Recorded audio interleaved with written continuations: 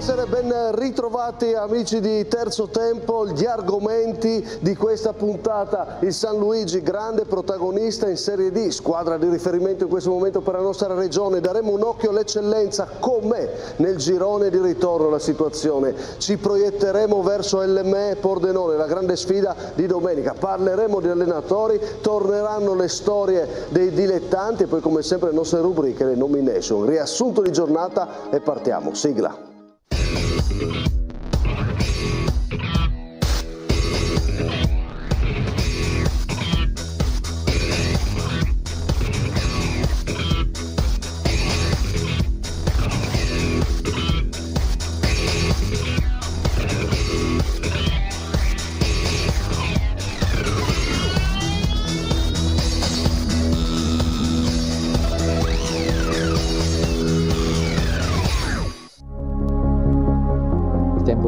Delle scuse è finito. Bisogna far fatica, cioè noi siamo una squadra umile, una squadra che deve lottare. La squadra simpatia. Stanno facendo un campionato super. La terza in classifica è il Pordenone che si conferma straordinario, LME seconda, ma la prima in classifica resta sempre l'UFM. È una grande vittoria, io dico che questa è la vittoria tra le tre. Per voi qual è? Allora dico anch'io l'UFM. Concordo con voi sull'UFM. Finalmente dopo un paio d'anni che non succedeva abbiamo tre squadre che vogliono veramente vincere il campionato. Gli ultimi 4 scontri diretti veniamo fuori da 3 vittorie e un pareggio. E oggettivamente faccio molto fatica a pensare che sia una concorrente per la salvezza. Di felicità per la vittoria, un buon sabato abbiamo fatto. Dimmi. Squadra fortissima, vinceranno il campionato meritatamente e se lo meritano. Il risultato di giornata direi quello del Sevegliano Fauglis. Martignacco 1-1 nel derby col Depo. Ormai noi siamo una squadra a tutti gli effetti e ce le potremo giocare con tutti. Qual è il risultato di giornata di eccellenza, Antonino De Blasi? La svolta definitiva del Codroipo. Presidente Catunar? Concordo. Corradini. Sono contento per quello che avete scelto voi per la mia squadra, però io dico la Forum.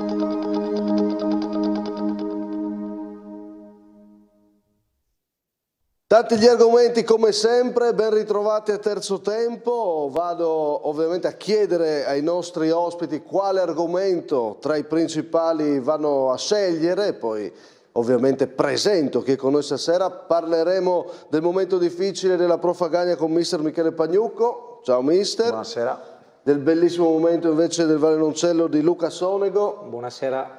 E poi ovviamente abbiamo tanto da discutere con Simone Fornasiere. Buonasera. Ermanno Tomei. Ciao Massimo. Stefano De Agostini. Buonasera, ciao Massimo. Che argomento scegliete, Fornasiere? Senza dubbio il San Luigi, se potesse rientrare nelle nomination stasera non mi faresti cambiare idea, il San Luigi vincerebbe la squadra della settimana. Pienamente d'accordo. Tomei? Secondo me del San Luigi abbiamo parlato tantissimo e tutti i nostri apprezzamenti, però io dico LME Pordenone. Guardi già domenica. È una partita secondo me molto importante. Bobo? Ma ti dico, sono piacevolmente sorpreso dal cammino del San Luigi, però come ha detto mister Manno la partita di domenica sarà una partita importante, quindi sposo quella. Ok. Condivido. Sì. Insomma, Meglio guardare alla prossima domenica, no? un bello snodo, sì. A noi ci ha fatto un'altra domanda di questa domenica. Sì, i temi di giornata c'era LME Pordenone, sono molto attenti tutti tranne il Dea in questo momento. No, io ho capito della domenica. E poi arriveremo a tutto, però facciamo così, anche se ne abbiamo parlato tanto, mister Tomei, parto dal San Luigi. Copertina San Luigi con Jacopo Puntin, servizio. Fatica, lo slogan usato da Pucecco per il suo Sanlu. Sì, certo, noi dobbiamo far fatica, perché noi siamo una squadra che deve far fatica, però è bello vederli far fatica, vederli in questa situazione qua, loro sanno che hanno una stima nei miei confronti, io ho una stima nei loro confronti, perciò guarda, è un qualcosa, mi sto godendo questo momento. Fatica nel primo tempo fino al 45esimo, poi subentra l'altra parola chiave, la maturità. Poi man mano che la partita si è sciolta ho visto la squadra che prendeva campo, niente, sono stati decisamente veramente maturi. Perché il Sanlu fa un secondo tempo spettacolare, subendo pochissimo e tatticamente ordinatissimo. Ma il 2-0 ha tolto tanta tensione che ci stavamo portando dal nostro vantaggio, e quindi è stata una grande liberazione. Il sospiro di sollievo finale arriva su un autogol, anche se Caramelli ci prova a risultare più forte degli altri, poco importa. 2-0 Sanlu, vittoria netta e messaggio chiaro, perché se dall'altra parte Charlis e Brian non fermano le dirette avversarie, allora lo facciamo da soli. Siamo una squadra umile, una squadra che deve lottare, e questo deve essere il nostro spirito. Però i risultati, lottando, vedo che stanno arrivando. Una vittoria che ha un nome e un cognome: Massimiliano Pocecco, leader nel tenere il clima con quella giusta tensione, carica ma anche scherza pre-partita per alleggerire il tutto. Una vittoria che ha anche un luogo: Trieste, una squadra tutta o per la maggior parte triestina. Identità, fatica e maturità al servizio di Pocecco e Presperuzzo. Il campionato è ancora lungo, ma il binario scelto sembra giusto: destinazione paradiso.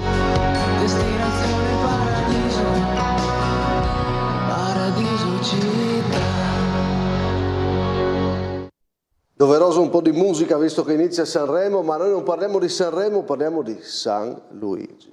Sempre santi sono. Esatto. Identità, fatica, maturità. Quale termine scegliete? Identità? Fatica, maturità. Identità. Sì, d'accordo. È quella lì la chiave? Sì. Lo stanno dimostrando, l'hanno dimostrato l'anno scorso, lo stanno dimostrando quest'anno. Ma poi veramente una squadra di un gruppo di amici che va a giocare la partita la domenica, e quando c'è il momento di far festa numeri uno, ma quando c'è il momento di avere identità e portare avanti la loro idea non ce n'è per nessuno. Ma quindi in questa categoria davvero un tema così non di campo, in un periodo dove ci sono 1000 analisi tattiche, alla fine parliamo di identità? Ma io ti dico, secondo me in un ambiente probabilmente come San Luigi ci vuole sia una parte tecnica importante, ma anche una parte di gruppo, appunto di identità, di identificarsi a qualcosa, e hanno un allenatore secondo me che a me piace come personaggio, perché mi identifico più un carattere come lui, e secondo me gli sta tirando fuori tutto e meritatamente stanno facendo un bel campionato, quindi gli auguro di proseguire nella marcia. L'identità è in questo momento con Trieste in crisi a livello sportivo, in ogni ambito, adesso anche il basket comincia a tremare, davvero San Luigi diventa un riferimento sportivo, mister, quindi questo è un bel tema che va oltre il campo. Diciamo che secondo me è anche un po' prematuro, Massimo, io starei molto abbottonato, molto attento.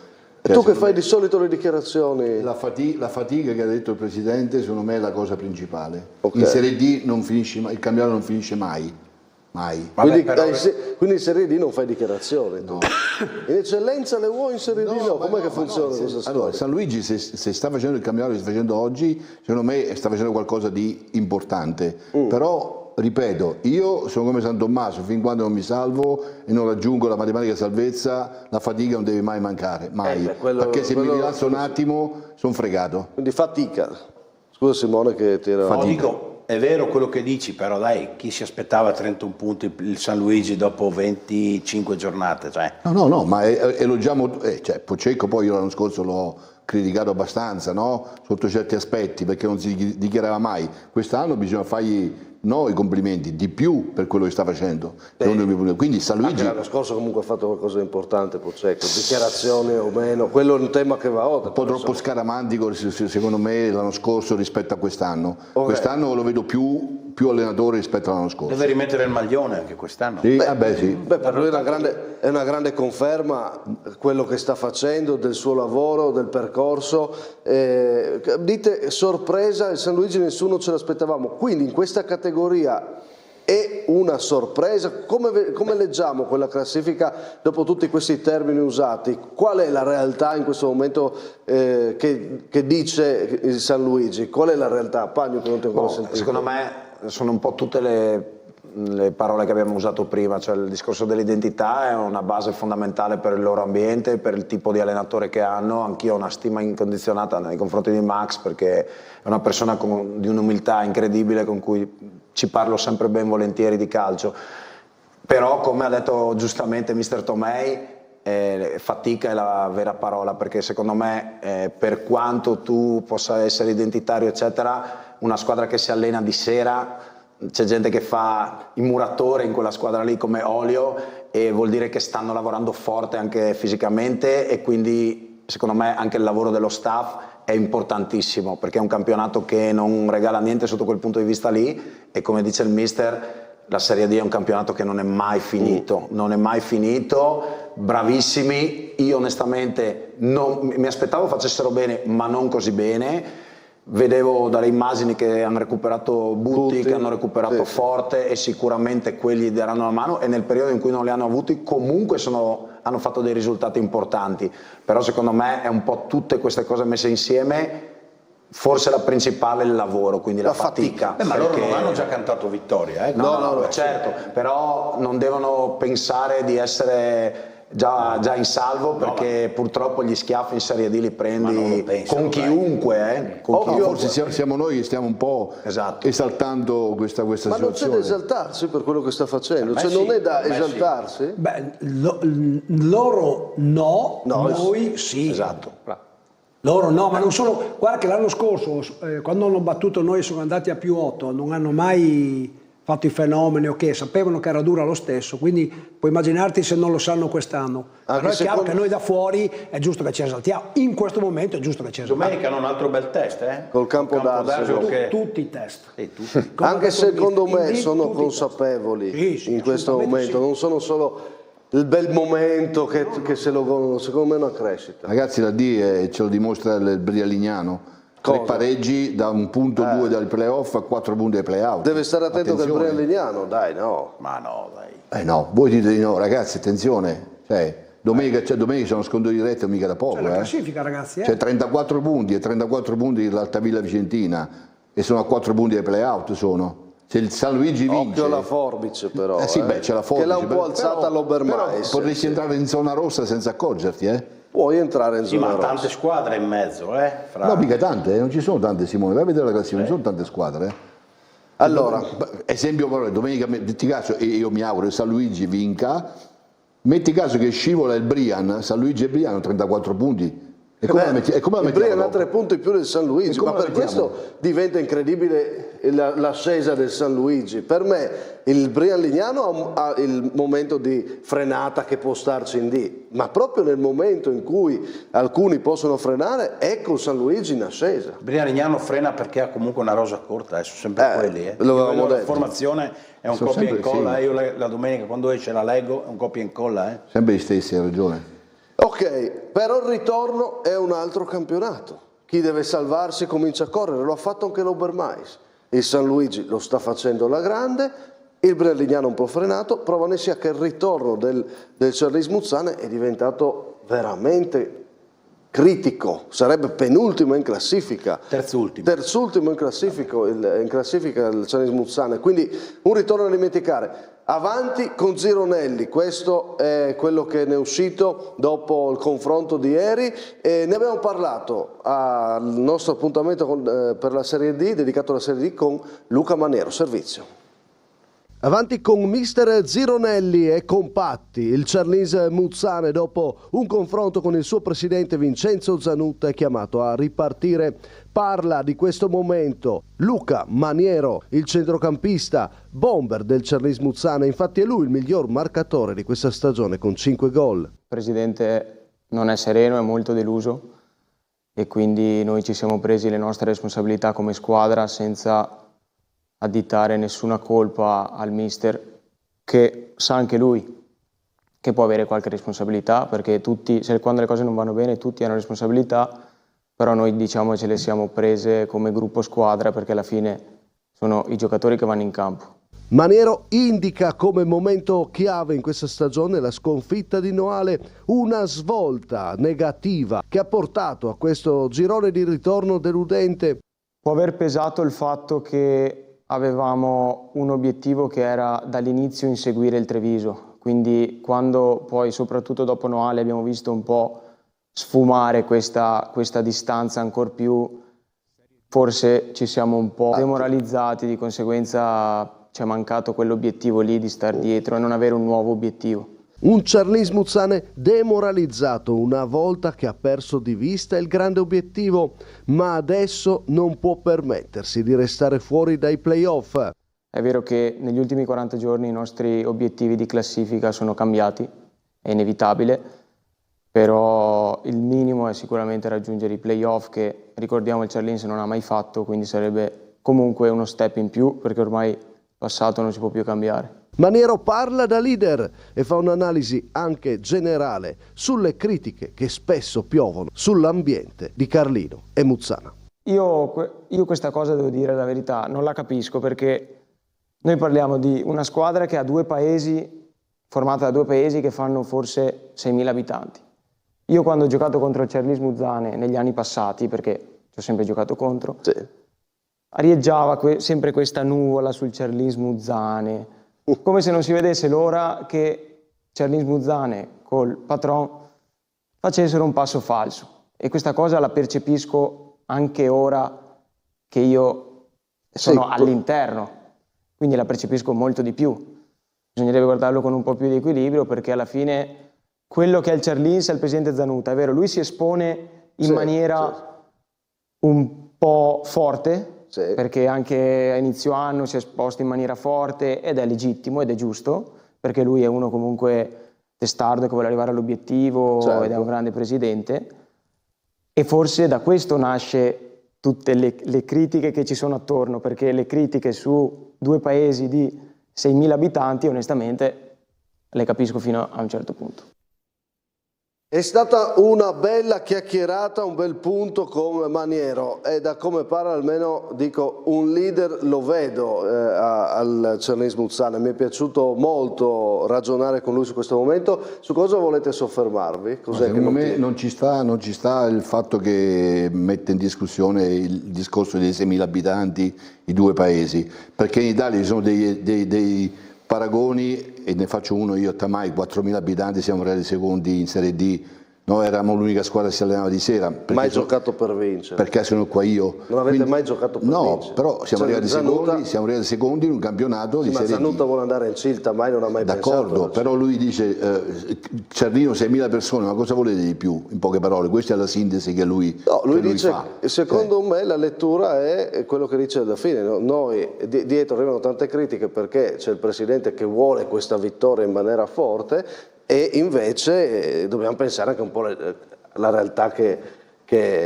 ma scusa essere, Massimo, no? allora entriamo nell'argomento, no? Perché è un argomento che ci sta in questo momento qui. Ma cosa si pretende di più da un presidente che mette a disposizione per 2 anni un budget illimitato per la categoria, ok? E questo lo sappiamo. Va bene, un direttore sportivo che tutti quanti dicono che è fortissimo, e io conosco Fiorini e so come lavora. Un allenatore tra i migliori dicono, però negli ultimi 5 anni è stato sempre esonerato. Ok? Allora dico, a chi vogliamo dare responsabilità? Le diamo all'ambiente? No. Se l'è presa, Maniero se l'è presa come giocatori, si sono presi la responsabilità. Ma allora, le responsabilità non sono dei giocatori, i giocatori non c'entrano nulla. Il presidente non c'entra nulla, i veri responsabili sono il direttore sportivo che ha scelto l'allenatore e l'allenatore che ha scelto i giocatori insieme al direttore sportivo. Perché se noi mettiamo in dubbio la professionalità dei giocatori, ogni anno bisogna cambiare in una squadra, quando non va bene, 10-12 giocatori. Siccome non succede mai, la responsabilità non sono mai dei giocatori, mai. Ok, mai. Questa è l'opinione. Non possiamo mettere in dubbio neanche la professionalità del direttore sportivo. No, professionalità, però le capacità possiamo mettere in discussione. Le scelte le ha fatte Fiorin, ha scelto l'allenatore, i giocatori li ha scelti Fiorin e l'allenatore, non li ha scelti Zanuta. Quindi a chi diamo responsabilità? Zanuta, che mette lì un budget illimitato per la categoria? Però è vero che i giocatori, come dice Maniero, vanno in campo loro, anche loro. Ma non c'entra, scusa, io non sono d'accordo su questo, non sono d'accordo, perché se le responsabilità fossero dei giocatori, tu ogni anno, quando le cose non vanno bene, devi cambiare 12 giocatori. E non li cambi mai, perché le responsabilità non sono mai loro. Io vorrei andare oltre però il tema di un nuovo processo al Charly Muzzane, che secondo me non è il momento. Il tema è la notizia, avanti con mister Gironelli, giusto o no? Per me sì, per me è giusto andare avanti adesso, cosa mandi via? Sì, visto ormai la situazione di campionato, credo che sarebbe quasi inutile cambiare, secondo me, però è anche vero che con questa squadra minimo i playoff ci vogliono però. Sì, come Stefano, scusate, ma il presidente qua, davanti a me, a Simone e a Massimo, il presidente Zanutta ha dichiarato arrivare secondi, ottavo in questo campionato non cambia nulla. E anche questo poi ha detto Maniero, che è stato chiarito insieme. La classifica che prima la chiamavate per i playoff, in questo momento c'è dentro il Legnago che ha 40 punti, ne è uscito il Cernis Mulsanne, invece il Briandignano deve guardarsi dietro, perché guardate come è stata spinta in avanti la questione salvezza a partire dai 23 punti dell'Obermais, che cerca di diminuire la forbice di 7 punti per andare ai playoff. Lì sono 7 punti adesso, non è che ce ne siano 12-13. 7 punti dal Campo d'Arse con l'Obermais. Lì sono. E chi vuole intervenire su questo? Perché ha parlato di tante cose, Maniero. Fatemi un piccolo... Cosa vi ha colpito di più? Cosa volete aggiungere? Sonego e Pagnucco. Dico, guardando la classifica si dice che dal secondo all'ottavo posto cambia poco, però ci sono ancora questa partita e la prossima per far capire con una vittoria di stare lì davanti, perché dopo magari il campionato va nell'anonimato.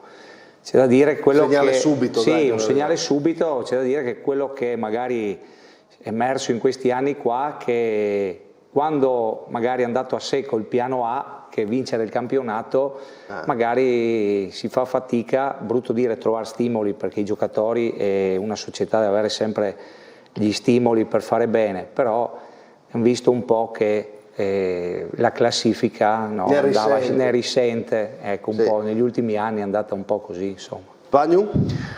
Boh, intanto partiamo dal fatto che Maniero è il capocannoniere di una squadra che ha preso Aliou, che ha preso Marangon, che ha preso Silenzi. Maniero è anche quello che ha giocato sempre.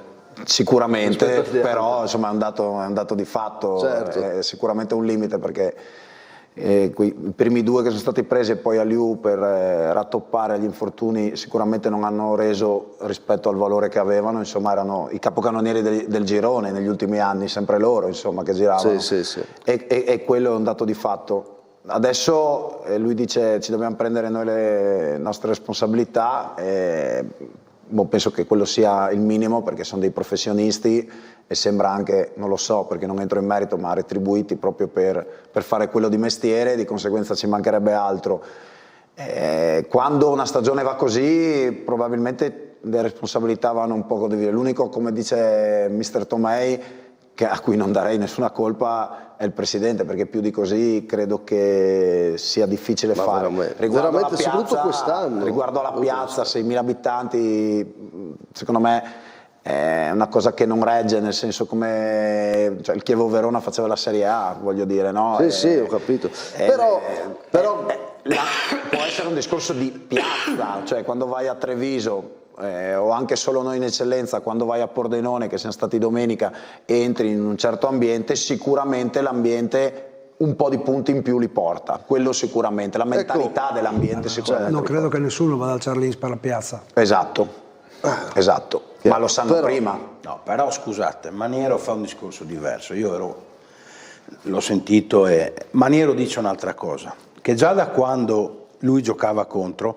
si percepisce, e questo ed è vero e non me lo toglie nessuno, che c'è gente friulana che gode quando il Charlins Mulsanne perde, perché Zanutta dice per fare una battuta a 102 punti e viene ovviamente presa come fosse stata una cosa seria, quando è stata chiaramente una battuta. Quando il Charlins perde, ecco là i milionari che perdono. Quello che dice Maniero è la pura verità invece, perché c'è gente in Friuli che è contenta la domenica sera quando il Charlins perde, e questo è vergognoso. Su questo sono d'accordo con te, Simone. Maniero dice un'altra cosa. Non dice i 6.000 abitanti, poi li mette. Però ci sono anche tutti quelli che sperano che il presidente salga, perché tutti dicono che è un grande meno di uomo. quelli che godono la domenica, di quelli che godono la domenica sera. Apri i social, non faranno testo e leggi. No, vabbè, se facciamo la trasmissione, l'invidia. Il più ricco è sempre quello che sta sulle barre. Quello voleva dire lui. Quando parla di nuvoletta che alleggia sempre. La vera verità è che, se la guardiamo le cose in un certo modo, è che il Friuli ha bisogno del Charlins che vada su. Lo dici tu, lo penso io, forse tutti qua. È una cosa che se non si vede vuol dire che non si è capito niente. Con quello che sta girando in Friuli, che c'è poco e niente, abbiamo bisogno del Charlins che faccia da nave scuola, nave guida, assolutamente. Io sono d'accordo con Simone, però esula dei risultati, questo discorso qua. Sì, Simone, però Maniero ha dato... la simpatia esula dei risultati. Certo, Maniero però ha portato una sensazione e una sua sensazione da fuori e da dentro che esiste e che ci fa anche parlare di questo. Poi è ovvio che non c'entra, come dici tu, mister Tomei, assolutamente col risultato. È sempre stato così. Poi facciamo una distinzione, tu l'hai vissuto, però facciamo una distinzione tra godere e chi gode di una sconfitta di qualcuno che è un problema suo e chi critica, perché criticare, io sono uno di quelli che critica, ed è giusto criticare. C'è tanta gente che gode. Chi io sono un estimatore smisurato di Zanutta, è smisurato estimatore. Certo, però siamo andati molto ampi nell'argomento. Io chiudo solo dicendo che non sono d'accordo quando si dice ormai si va avanti con quello che si ha.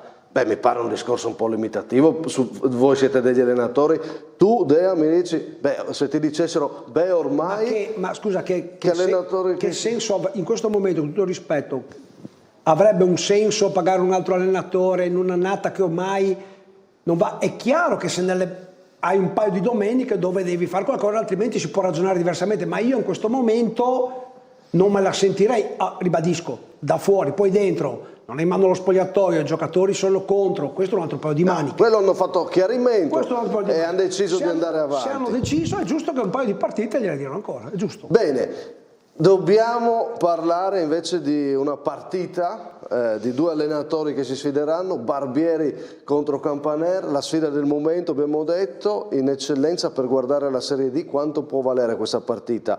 Gliel'abbiamo chiesto a mister Barbieri, partiamo parlando di LME. Mentalmente è difficile dover vincere sempre, perché al netto che siete bravi, forti, stai facendo un grande lavoro, però ormai sei lì e l'obiettivo è vincere sempre, no? È difficile? Sì, è difficile perché sai che sei dietro, sai che devi recuperare, sai che stai facendo un cammino strepitoso, ma sai anche che c'è una squadra che lo sta facendo uguale a te, quindi ogni partita tu devi vincere e vedere gli altri cosa fanno, ma intanto tu devi vincere, quindi mentalmente preparare ogni settimana una partita non è facile, anche se dopo i ragazzi sono intelligenti, sanno cosa vuol dire rincorrere e quindi non possiamo sbagliare. Il Pordenone ne ha fatti 4, ci pensi? Da domani penserò al Pordenone, l'ho detto la settimana scorsa, da domani penserò al Pordenone, sarà una bella partita perché sicuramente arrivano due squadre che stanno bene, che i risultati danno ragione a tutte e due, quindi da un filotto entrambe importante, quindi sicuramente sarà un bello scontro da vedere. In una corsa a 3 quanto vale Pordenone, LME Pordenone? Vale tanto perché gli scontri diretti possono determinare la classifica, anche se ci sono 8 partite dopo della partita di domenica, quindi ci sono altri 24 punti. È logico che lo scontro diretto, se dovesse andare da una parte o dall'altra, ci può sbilanciare, ecco, la classifica può prendere una forma. È vero che anche se sta facendo un campionato enorme, Barbieri si ritrova comunque a dover vincere sempre. E quindi mentalmente, lo ha detto anche lui, è complicato. Non per colpa sua, perché ha preso la squadra certo. Che era molto indietro, già bravo a essere lì. Devo dire che però il suo cammino è stato entusiasmante. Io ne ho viste parecchie, a parte una quella col Tamai, che tutto meritava tranne che di vincere sinceramente, però le altre ha fatto veramente bene, stanno andando veramente forte. E domenica secondo me sarà veramente una gran partita, perché dall'altra parte c'è una squadra che nelle ultime partite sta facendo gol a raffica. Ditemi a forza dell'LME dove può superare il Pordenone e poi parliamo di Pordenone. Restiamo un attimo sull'LME. La forza dell'LME qual è? 2 su tutte, la Rosa che è forte e mentalmente arrivano da un girone, perché domenica si chiude, ha iniziato proprio l'andata Barbieri, un girone praticamente perfetto, quindi mentalmente stanno bene, non hanno paura né del Pordenone né del Monfalcone né del San Luigi e del Charlins, ci giocano contro adesso. Mister Tomei, No, per me è l'equilibrio, perché secondo me l'LME a livello di numeri ha più equilibrio rispetto al Pordenone, cioè l'LME ha il secondo miglior attacco e la seconda miglior difesa. Pordenone il miglior attacco, settima peggior difesa, Pordenone, quindi secondo me l'equilibrio dell'LME potrebbe spostare appena un po' la bilancia verso l'LME. Tra l'altro domenica contro il Mezzo attacca, primo tempo fa 3 gol, 2 annullati, almeno uno molto dubbio, però poi nella ripresa il mister anche decide di tenerlo il risultato, cioè quindi fa anche una partita più accorta. 3 partite, 1-0, 1-0, 1-0, le ultime 3 vittorie. Infatti. Dimostrazione di squadra, secondo me, quadrata e equilibrata. LME è forte, è forte. Vediamo anche, ragioniamo sul Pordenone, faccio intervenire poi gli ospiti perché mister Pagnucco poi può farci un punto di che Pordenone ha visto, purtroppo per lui forte ovviamente, ne abbiamo parlato, poker Alfagagna, ma tra le forze del Pordenone è che fa tanti gol e Zorzetto, Toffoli segnano con continuità. Abbiamo chiesto un parere a Max Sessolo, storico bomber, simbolo nero-verde, ora preparatore atletico. Sentiamo. Pordenone è in forma, eh? È bravo il preparatore. No.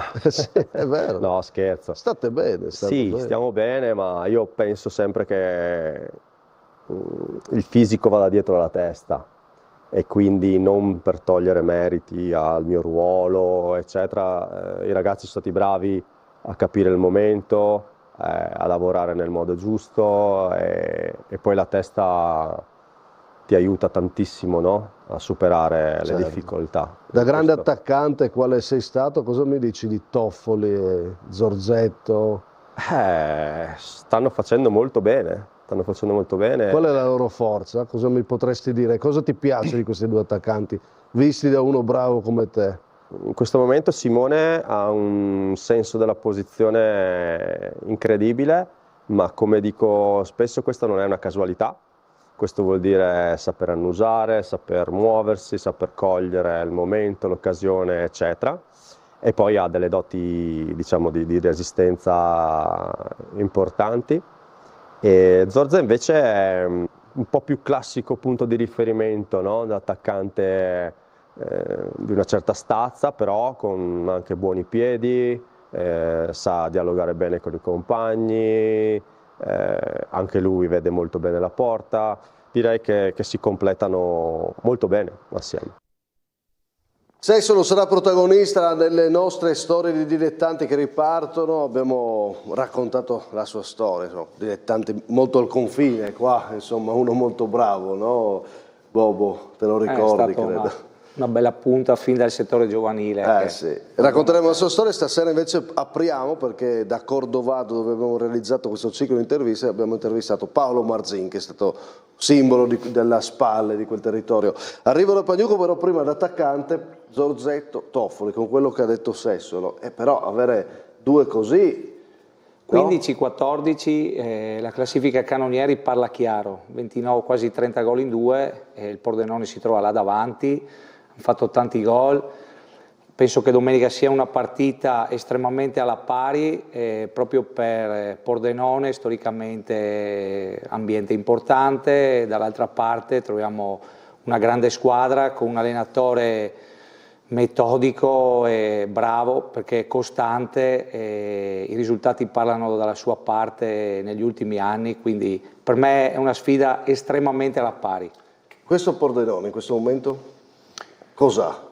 Allora, non è spettacolare, perché io ho visto anche la partita che hanno fatto col Chions e se vai a analizzare la partita non ce l'hanno avuta in mano, no? Con noi il primo tempo, insomma, poi dirlo dopo un 4-0 fa quasi ridere, però secondo me abbiamo fatto, insomma, la partita giusta che dovevamo fare, abbiamo concesso pochissimo, quasi nulla, però se ti fanno un gol e vanno in vantaggio, soprattutto in casa, in quel tipo di ambiente, adesso stanno viaggiando su un entusiasmo incredibile. Qualche problemino ce l'hanno, perché parlavo domenica, si è fatto male Carniello, si è fatto male De Pin, Zucchiatti l'hanno perso da un po', che si opera in questi giorni. Sì, però ne hanno ritrovati altri. Però in mezzo al campo qualche problemino numerico adesso iniziano. Non ce l'hanno più. Iniziano Arriva Piazza, possiamo dare il titolo? Va bene.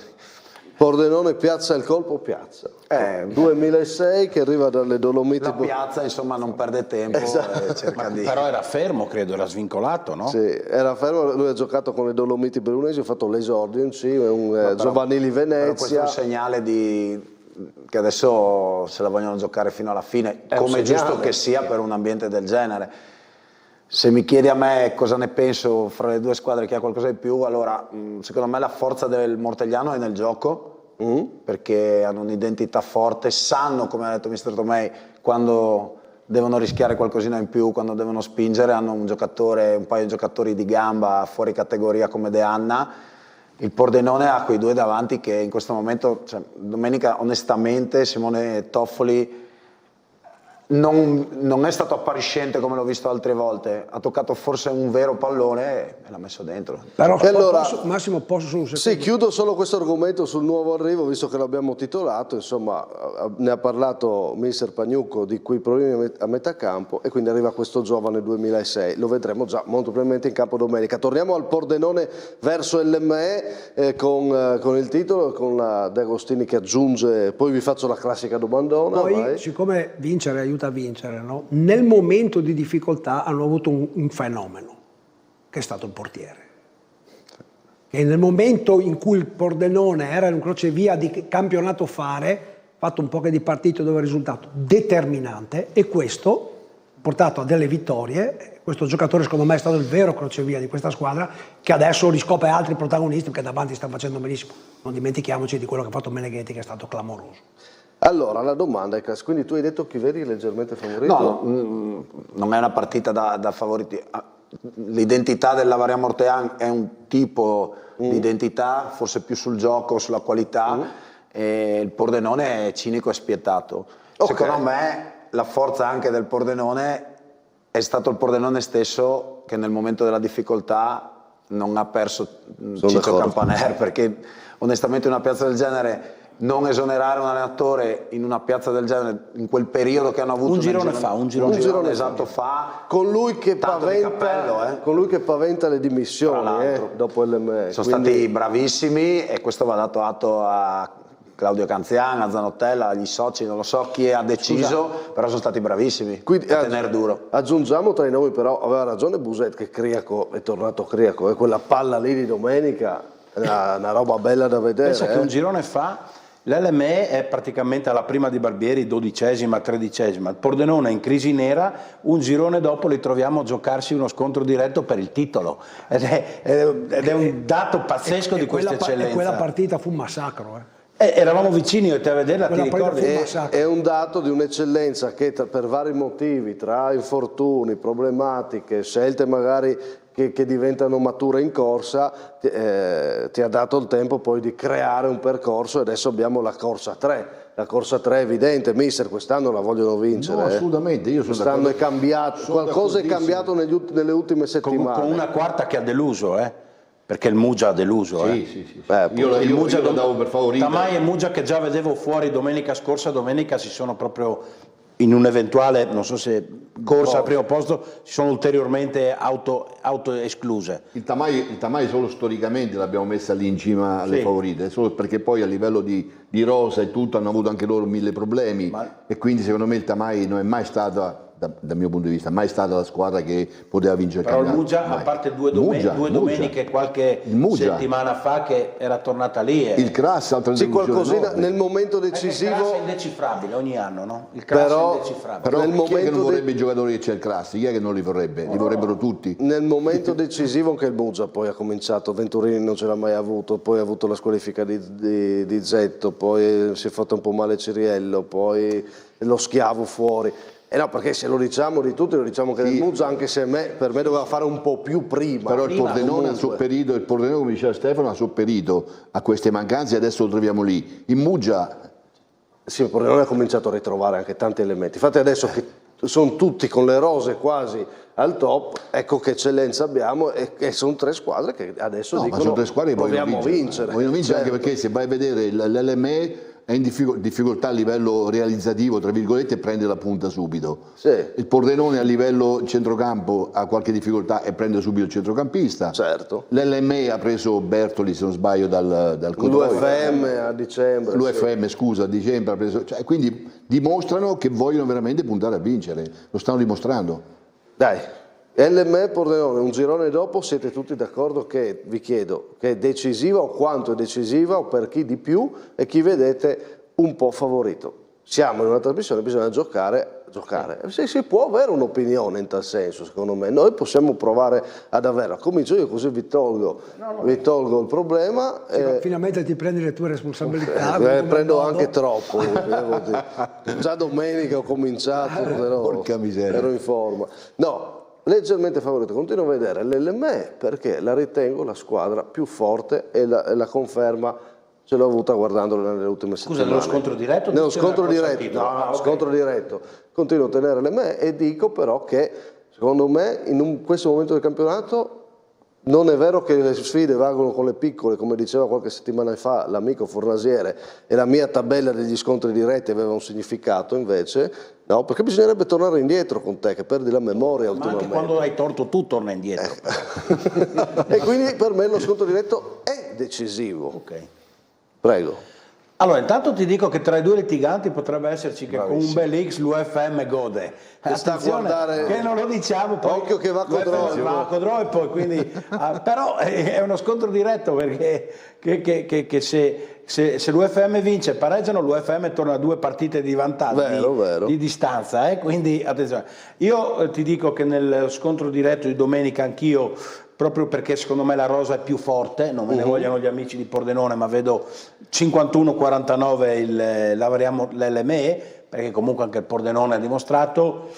Per me non sarà una sfida decisiva comunque ai fini della vittoria finale. Per me è 50-50 perché il Pordenone ultimamente, ragazzi, sta facendo gol a tutti. Se io potevo scommettere ho detto 51 soldi che ho, dicevo che tu dicevi 50. Ma sai perché? Perché tutti diciamo LME, ma ragazzi ci stiamo dimenticando che il Pordenone sta dando schiaffi a tutti, segna tutte le domeniche 5, 4 e 5, 6 e 4. Cioè, come facciamo a dire che è più forte l'LME? Non è più forte l'LME. Io ho detto 51-49. Io non mi sbilancio. Per me l'unica cosa è che è una partita importante, assolutamente non decisiva, perché poi ci sono troppe partite ancora, ma chi vince, se una delle due vincerà o come verrà fuori la partita, dirà tanto nel proseguio psicologicamente, secondo me. Non tanto per classifica, ma psicologicamente, perché se una delle due vince, allora secondo me diventa come posso dire, una cannonata per andare fino alla fine. Okay. Beh, scusa, se il Pordenone perde va a -4 dalla seconda. Sono sempre 8 partite. No, dico mentalmente. Sì. Gran partita. Sì, chi ha più da rimetterci sicuramente è il Pordenone. Sì. Se perde credo di sì, sono d'accordo con te. E tu vedi una favorita o no? 51-49, sono d'accordo con Simone. LME. Sonego. Io dico 50,1 LME, 49,9 Pordenone. Ecco. Sì. Ti apprezzo più che il mio amico Dea che dice 50-50, che è un furbacchione perché domenica si presenta democristiano a Montecchia, no? Scusa, Mortegliano. Potrei non esserci, Ma se dici che il Pordenone fa gol a raffica a tutti, devi dare il 51 al Pordenone e il 49. No, non posso pensare che è favorito l'LME col Pordenone. Per me non è favorito. Beh, 51-49, sì. Cioè, parliamo di inerzie. Anche 60-40. Chi vede che ha qualcosa in più, ma se tutti vedono quel qualcosina in più, anche tu lo hai detto prima, no? Qualcosina in più. Proprio un punto forse, e come dite voi potrebbe goderne però di più di tutti il Monfalcone, che comunque ci dimentichiamo, ne parliamo, cioè 25 partite che è primo in classifica. Certo. Metti che venga fuori un pareggio, è contentissima la piazza di Monfalcone. E chiaramente il Monfalcone deve vincere a Codroipo, che non è facile in questo momento, però sì, io credo che il vero percorso clamoroso sia quello del Monfalcone quest'anno.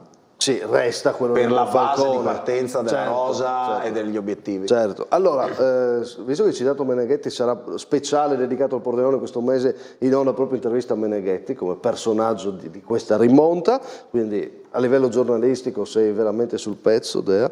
No, almeno.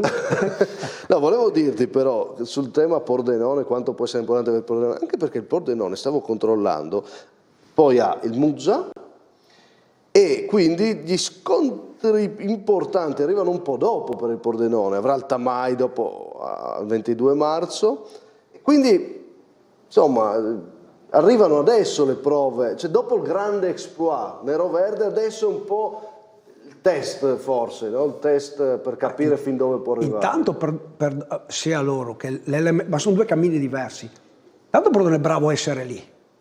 Perché c'era un momento in cui avevamo detto non c'è. Boh, è a metà classifica, noi dicevamo questo è il Pordenone, questo è quello che può fare, perché bisogna ricordarci giustamente di quello che dicevamo. Vero. Bravi a essere lì e bisogna fare i complimenti, e il complimento va, gliel'ho fatto anche personalmente, a Campaner che non ha mai fatto un'intervista fuori posto, mai una scusa, non si è mai tirato indietro delle critiche, e secondo me lui è stato un vero condottiero, perché non si è mai nascosto, non ho mai tirato fuori scuse e bisogna fare i complimenti. Ha trovato persone di calcio però che l'hanno sopportato. Vero, però lui poteva arrivare davanti alle televisioni e dire mi manca Gigi, mi manca Toni, la palla è alta, la palla è bassa. No, ma anche le critiche non le ha accettate.